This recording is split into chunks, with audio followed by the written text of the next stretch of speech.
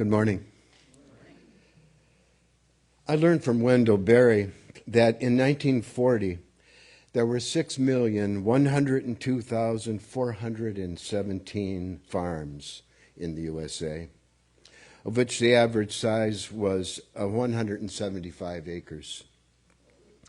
In 2012, there were 2,109,303 farms, averaging 434 acres. Wendell Berry cares about these things. It makes me curious. Let's do a little survey. Who was born on a farm? Wow. Okay. Your parents? Grandparents? Not that far removed from the farm experience. And Wendell knows only too well that the removal of the land from the land of so many people removes from the land also those people's love, care, skill, and work.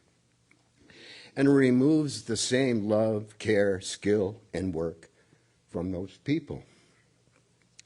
We look for reasons, but Wendell informs us, for whatever reasons, the cultural and economic bond between land and people has been broken.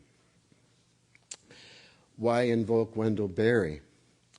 Well, through a lifetime of writing essays, poetry, and novels, Wendell has sought to restore and strengthen those broken bonds, describing lives rooted in community and the land. And in these days of election conversations and culture wars, the old city, country, urban, rural divide is bound to come up again. And Wendell has a compelling perspective, rural and agrarian. He also has a love for wild places and has gifted us with a poem that shows us a way to find grace and peace in nature in unsettled times. I bring you The Peace of Wild Things by Wendell Berry. When despair for the world grows in me, and I wake in the night at the least sound, in fear of what my life and my children's lives may be, I go and lie down where the wood drake rests in his beauty on the water, and the great heron feeds. I come into the peace of wild things, who do not tax their lives with forethought of grief. I come into the presence of still water, and I feel above me the day-blind stars waiting with their light. For a time, I rest in the grace of the world and am free.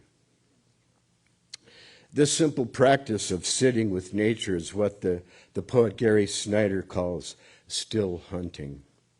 He writes, "Still hunting is when you take a stand in the brush or somewhere and then become motionless. And the things begin to come alive. And pretty soon, you begin to see squirrels and sparrows and raccoons and rabbits that were there all the time. Try it." We are in a season of wonders. The trees are filling out and the rhododendrons are in bloom. Birds are at the feeder. Geese have returned to Harbor Island. Gardens are sprouting, and fruit trees show the promise of apple, pear, plum, and more. Miracles, wonders. Lengthening days continue to delight. We gather to celebrate and to remember, reflecting on our lineage from ancestor to descendant, humbled by it all. May the wonders of spring be a blessing and inspiration to you, and may you be a blessing and inspiration to others. May you continue to be surprised by nature, and may your love, care, skill, and work be a blessing to the world. May it be so. Yes, may it be so.